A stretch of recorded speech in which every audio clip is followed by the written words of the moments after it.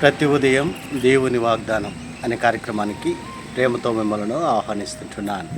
ఈ ఉదయకాల సమయంలో దేవుడు మన కొరకు ఏర్పాటు చేసినటువంటి వాక్య భాగము 103వ కీర్తన 2వ వచనాన్ని ధ్యానించుకుందాం. 103వ కీర్తన 2వ వచనాన్ని ధ్యానించుకుందాం. నా ప్రాణమా యెహోవాను సన్నతించు, ఆయన చేసిన ఉపకారములలో దేనిని మరువకము. క్రీస్తునందు ప్రియమైన దేవుని బిడ్డలారా, ఈ ఉదయకాల సమయంలో పరిశుద్ధాత్మ దేవుడు మనకిస్తున్నటువంటి వాగ్దానము, నా ప్రాణమా యెహోవాను సన్నతించు, ఆయన చేసిన ఉపకారములలో దేనిని మరువకు. ఈ యొక్క వాగ్దానాన్ని దేవుడు మనకును మన కుటుంబాలకును ఆశీర్వాదకరముగాను దీవెనకరముగాను మార్చునుగాక. ఈ యొక్క మాటల్లోని ఆత్మీయ సత్యాలను ఆత్మీయ అర్థాలను మనం గమనించినట్లయితే, దావీదు ఈ యొక్క కీర్తనను రచిస్తూ ఈ రీతిగా ప్రార్థన చేస్తూ ఉంటున్నాడు. నా ప్రాణమా యెహోవాను సన్నతించు.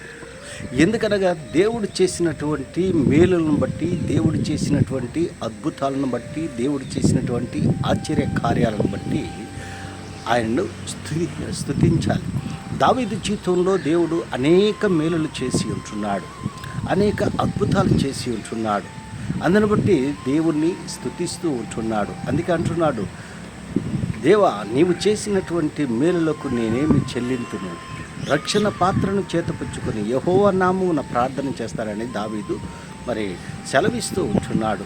దావీదు జీవితంలో అనేక రీతిలుగా దేవుడు అనేక మేలులు చేసి ఉంటున్నాడు. అందుని బట్టి దేవుణ్ణి అనునిత్యము దేవుని స్తుతిస్తూ ఉంటున్నాడు, దేవునికి కృతజ్ఞతాస్తుతులు చెల్లిస్తూ ఉంటున్నాడు.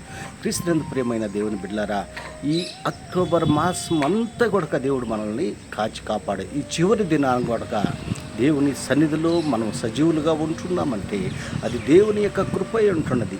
దేవుడు మన కుటుంబాల్లోనూ మన వ్యక్తిగత జీవితాల్లోనూ అనేక మేలులు చేసి ఉంటున్నాడు, అనేక అద్భుతాలు చేసి ఉంటున్నాడు. మన ప్రయాణాల్లోనే కావచ్చు, మన రాకపోకల్లోనే కావచ్చు, మన వ్యక్తిగత జీవితంలో కావచ్చు, దేవుడు అనేక మేలులతో మనల్ని ఆయన ఆశీర్వదించుంటున్నాడు. అందును బట్టి ఈ అక్టోబర్ మాసములో చివరి దినాన ఆయన సన్నిధిలో ఆయనకు మాత్రమే కృతజ్ఞతాస్తుతులు చెల్లించేటువంటి వారిగా ఉండాలి. కృతజ్ఞత అనేది చాలా ప్రాముఖ్యమైనటువంటి మాటగా ఉంటున్నది. దేవుడు నమ్మినటువంటి బిడ్డలుగా దేవుడు చేసినటువంటి కార్యాలను బట్టి, దేవుడు చేసినటువంటి ఆశ్చర్యమైనటువంటి కార్యాలను బట్టి ఆయన్ను మనం స్తుతించేటువంటి వారిగా ఉండాలి. అందుకే అంటున్నాను, నా జీవితకాలం అంతా కూడా నా దేవుని సన్నిధిలో నేను దేవుణ్ణి స్తుతిస్తారని దావీదు అంటున్నాడు. దావీదు ఏ రీతికైతే దేవుణ్ణి మహింపరిచాడో, ఏ రీతికైతే గణపరిచాడో, అదే రీతిగా నేనును దేవుణ్ణి గణపరిచేటువంటి వారిగా ఉండాలి. ఎందుకనగా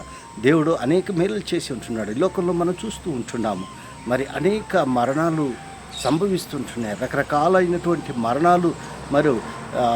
మరణాలు సంభవించి ఉంటున్నాయి. అయితే దేవుడు మనల్ని క్షేమకరంగా సురక్షితంగా ఆయన రెక్కల నీడలో మనల్ని భద్రపరిచాడు.